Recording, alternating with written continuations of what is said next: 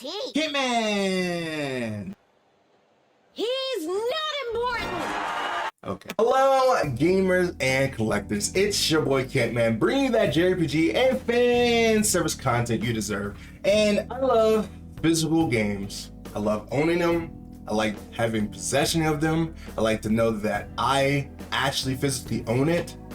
But every day, I won't lie, the thought of going all digital for Steam does get very convenient every single day. Some parts of me wants to go all digital because I like the idea of PC gaming, which is weird. When I was younger, I never really cared about PC gaming that much. I mean, obviously when I was younger, PCs wasn't really that much of a thing, and they're nowhere near like they are nowadays with so many possibilities from, you know, emulation, from just fan service games and Steam being less, you know, strict when it comes to fan service games. Like, they still have their, you know, stances on certain games coming on Steam, but it's likely not to happen as much as it does with consoles.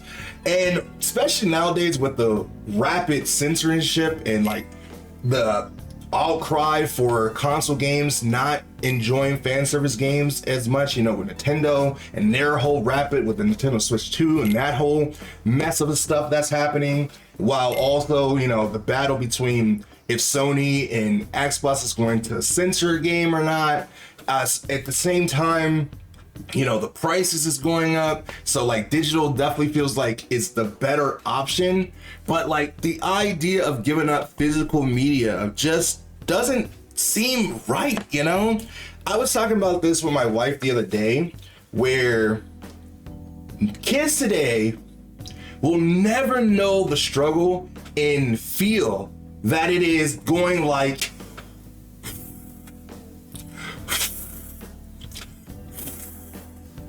to get a game to work. If you come from that time period, you get it. You get it, because there was a point in time where you didn't have the luxury of buying so many games at once. You didn't. And you had to play whatever you had. You had to take care of that game like it was your baby, pretty much. And if that shit didn't work, you were shit out of luck. Mostly. But you just had to blow and pray, and eventually it will kick over, you know? But then the extra trouble comes along with, you know, discs. When disc became a thing, when that PlayStation 1 sound, when you put in a disc, when you knew that disc was kind of buffed or scratched, and you're praying, you're sitting there paying attention to the load up screen that PlayStation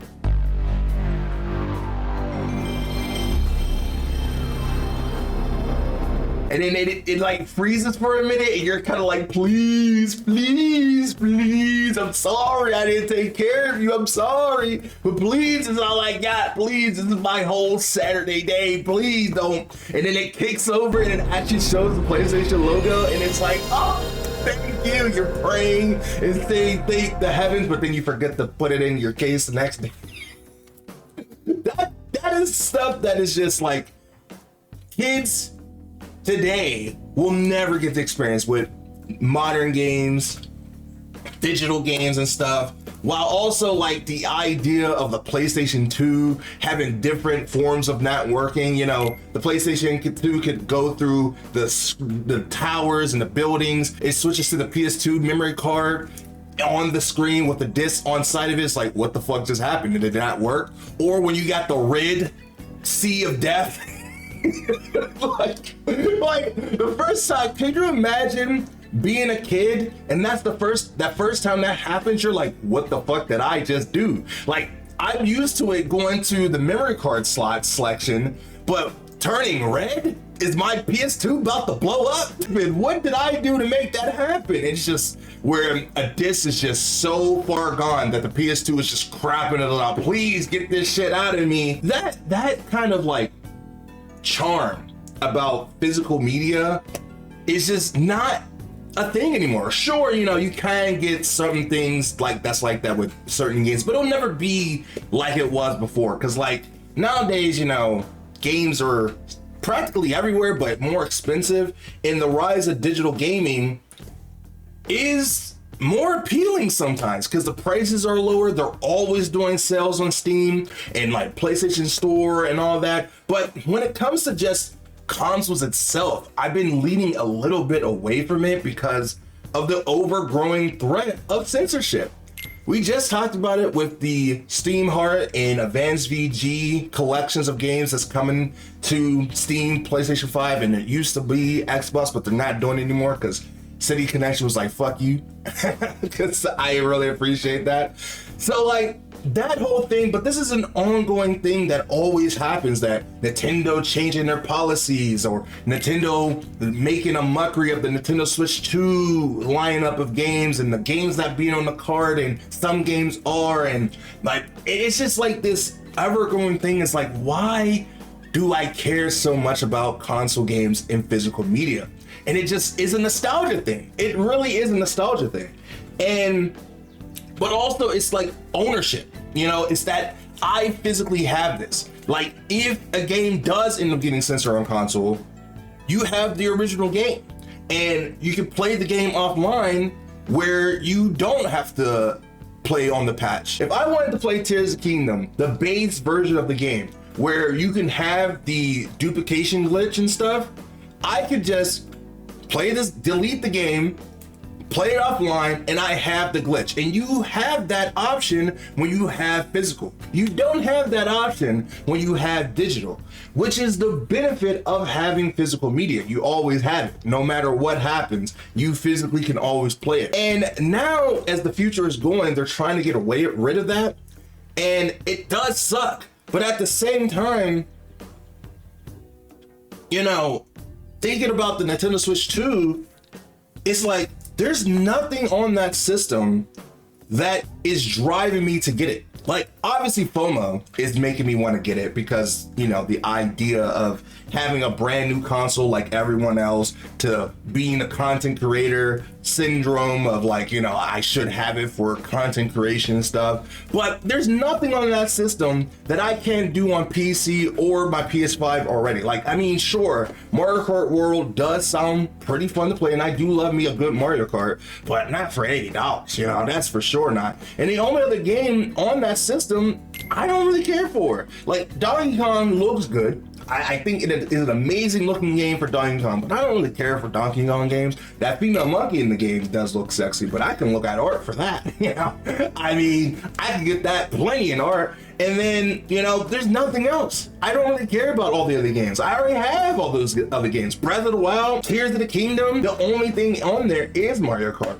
And I'm sure other games are gonna come eventually. Like if they put Simmer Cargo on that bitch, you guys believe I'm gonna be paying money for it. But I don't know. I've been going back in circles. Like I could never like sell my games that I have now because I could. That just seems ridiculous. I would get nothing for it. I mean, I would get something for it, but like it wouldn't really mean anything. I'm still buying physical games. Like I bought my collector's edition for Atelier Yumié, for Dead or Alive, Venus Vacation Prism, and then I'm also waiting. I did pre-order the Advanced VG 2 combo pack for Ami.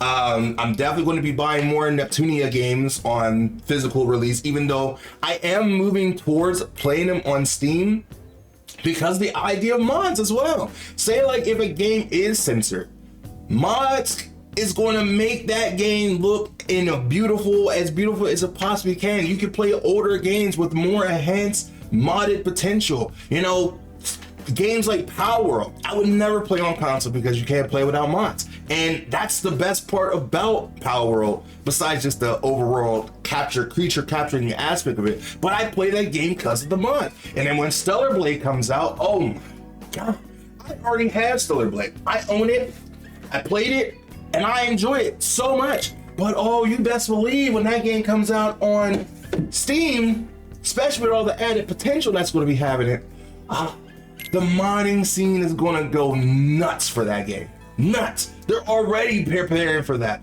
They just had a $2,000 Eve and Taki statue release, and it sold out in 15 minutes. 15 minutes. These both cost $4,000 together, $2,000 just for his Eve, and they both sold out in 15 minutes. So you know the Stellar Blade community is hungry. They're eagering for that game. They are ready for that game more than any other game. My wife even said, why don't you go all PC? You normally play all your games on PC anyway, but sometimes you play on PS5. Like, if any console I'm playing games on is my PS5, or when Final Fantasy comes out on the systems exclusively, I'm definitely going to be playing that on there. Like, beyond like games coming out, like I'm excited for certain games coming out this year, which I do have a video coming out talking about that soon. But out of all the other games, like console-based games that's not coming on Steam or anything, is Final Fantasy VII Part 3. That's the only game I can think of that is tying me to my PS5. Like, even the idea of like having a Steam Deck, which I've wanted for a while now, I want it mostly just to watch visual novel or play my visual novels on the go, which would be pretty nice. But I'm such a content creator brain where I want to make content on everything I do. I know it's a bad mindset to have, but anything I do for like visual novels or fan service games and stuff, I want to document it on the channel because I like having that history being on the channel and showing that I did it, and that, you know, that pristine content is just always flowing. And so I wouldn't play a visual novel without my PC anyway. So I think I just come to the realization that I'm just not a handheld person anymore. Like I used to be, you know, back in the 3DS days and the DS days and the Game Boys and stuff, the PSP and stuff. But overall, I'm just not a handheld gamer. And maybe that's why the Switch 2 doesn't appeal to me. I barely play my Switch as it is, even though I'm holding these Switch games. I was trying to put games on the shelf while also talking at the same time, but I don't think that's working out too much for me. So maybe I might just make 2 separate videos for me putting the games on the shelf and showing them off, and just having this conversation about digital and physical media. So yeah, I'm just gonna leave it at that. I'm still in the mindset of where I'm like, maybe I should go all digital. Maybe I should care more about PC. Like if I'm gonna shell out $500 for any console, I might as well save up another $500 or something to get a better PC. You know, that's where my brain works. Because then with that, I can do anything with that. And I have my own control of what I play and what I have. I'm sure digital games is in that weird space where you don't own the license and stuff. And I'll still probably buy physical media for my favorite franchises, of course, like Atelier and Neptunia and Simmer Kagura and stuff like that, when those do happen. Or like the outliers like Advanced VG, and you know, for games like Eden Zero, I'll probably get the physical for, and just, you know, other things. But slowly, I have been moving my game catalog to PC, especially with all the deals that's happening. I kind of like the idea of just playing it on Steam. I don't know what happened. I don't know what's happening. Maybe it's just like the idea of game collecting is just not fun anymore because prices is going up. Modern game collecting is not fun anymore because prices is going super up. And then just like accessories and having a big game catalog is just, I'm happy with what I got, you know? And I think I'm just gonna pedal in buying certain physical discs and stuff, like the Tomb Raider collections and stuff. That's probably one, and all that. But overall, digital does seem more appealing every single day, and it almost feels taboo to even say that as a physical game collector, you know? Anyway, that's where I'm gonna leave it here. It's just kind of like a ramble a little bit in talking about something that's an ongoing issue for me, and I'm pretty sure for a lot of other people. So if you can kind of get a little bit of like solidnness and like, oh, someone else feels how I feel right now, then we can have a conversation about it. But for now, thank you so much for watching. If you guys did enjoy, let me know by hitting the like button, subscribing for more, and I will be back with another video very soon. I'm trying to hit 10K by the end of the year, and with your help and support, I can definitely do that. And with that being said, I will see you in the next video next time. Bye me.